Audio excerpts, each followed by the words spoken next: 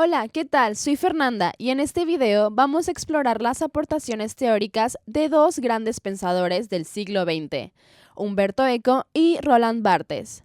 Ambos dejaron huella en el campo de la semiótica, el estudio de los signos y cómo estos comunican sentido en nuestra cultura.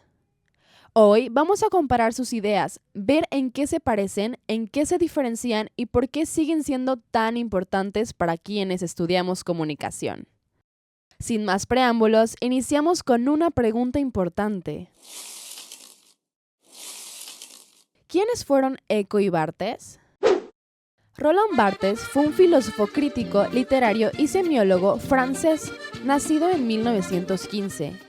Es considerado uno de los fundadores de la semiótica moderna.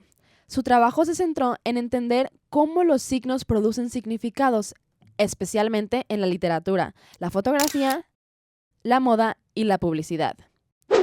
Por otro lado, Umberto Eco, nacido en 1932 en Italia, fue un semiólogo, filósofo y también novelista. Sí, el mismo que escribió El nombre de la rosa, que incluso fue adaptada al cine en 1986.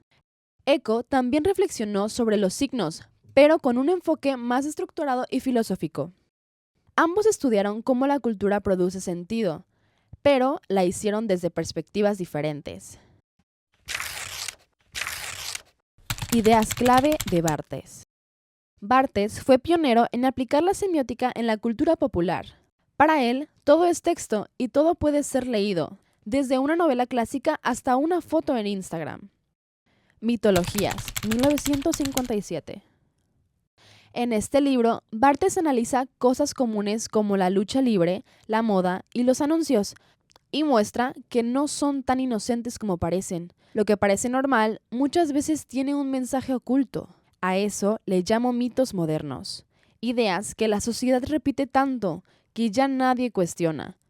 Como por ejemplo, una publicidad donde una madre sonríe mientras sirve el desayuno no solo vende cereal, sino que comunica cómo debería comportarse una madre. ¡Wow! Barthes nos enseña que todo comunica, incluso lo más cotidiano. Y también que muchas veces esos mensajes están llenos de ideas culturales o sociales que parecen naturales, pero no lo son. Sistema de significación, significante y significado. Barthes toma la idea del signo del lingüista suizo Ferdinand de Saussure, quien decía que un signo está compuesto por dos partes. Significante, que es la forma física del signo, lo que percibimos con los sentidos, como por ejemplo, una palabra, una imagen o un sonido. Ejemplo, la palabra árbol o una foto de un árbol. Significado. Es la idea o concepto que esa forma nos hace pensar. En el caso del árbol, el significado sería la imagen mental que nos hacemos de un árbol, su forma, su función, su relación con la naturaleza, etc. Entonces, un signo no significa por sí solo, significa porque lo asociamos con una idea, y esa asociación depende de nuestra cultura, idioma y contexto. Pero él la lleva más allá, aplicándola al análisis cultural, existiendo dos niveles. Denotación.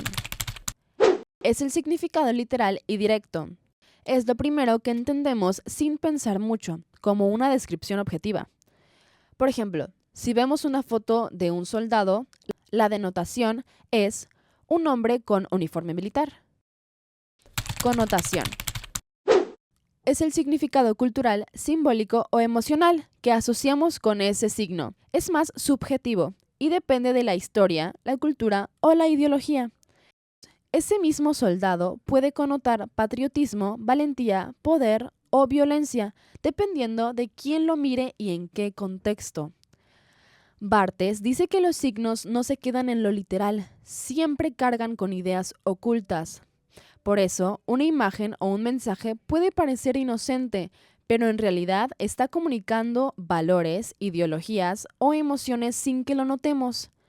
La cámara lúcida, 1980. Analiza cómo interpretamos la fotografía.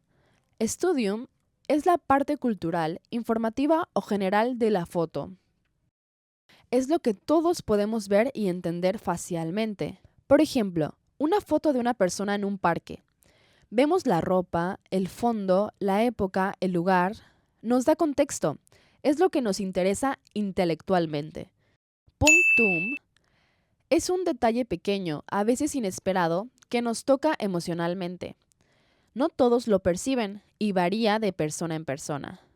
Puede ser la expresión del rostro, un objeto al fondo, una postura, algo que nos punza como una aguja emocional y nos conecta profundamente con la imagen.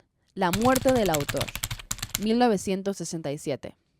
Barthes rompe con la idea de que el autor tiene el control total del significado de su obra. Propone que lo importante no es lo que el autor quiso decir, sino lo que el lector interpreta. Esto da la libertad al lector, quien ahora es el que construye el sentido del texto. El placer del texto. Barthes diferencia entre dos tipos de lectura. Texto de placer es cómodo, fácil y convencional. Texto de goce desafía al lector, rompe reglas, invita a pensar y a participar activamente en la interpretación. En resumen, Barthes está enfocado en cómo interpretamos los signos y cómo construimos sentido desde nuestra propia posición como lectores. Las ideas claves de Eco. Umberto Eco también estudió los signos, pero de manera más sistemática. Le interesaba entender cómo funcionan dentro de estructuras y cómo se interpretan correctamente. La obra abierta, 1962. Eco propone que una obra no tiene un único significado cerrado. Está abierta a distintas interpretaciones, pero no cualquier interpretación es válida. ¿El lector puede participar? Sí, pero siguiendo las pistas y límites que el texto propone. Lector modelo. Es una figura imaginaria, el lector ideal que entiende todas las referencias, símbolos y capas de sentido de una obra. No siempre existe en la vida real, pero sirve como guía. El autor diseña el texto pensando en ese lector, para que sepa cómo debe leerse o interpretarse correctamente. Tratado de Semiótica General, 1975. En esta obra, Eco desarrolla su teoría más formal y estructurada sobre los signos. Explica cómo funcionan los signos dentro de sistemas, cómo se relacionan entre sí y cómo se interpretan en distintos contextos culturales. Es una visión más científica y técnica de la semiótica.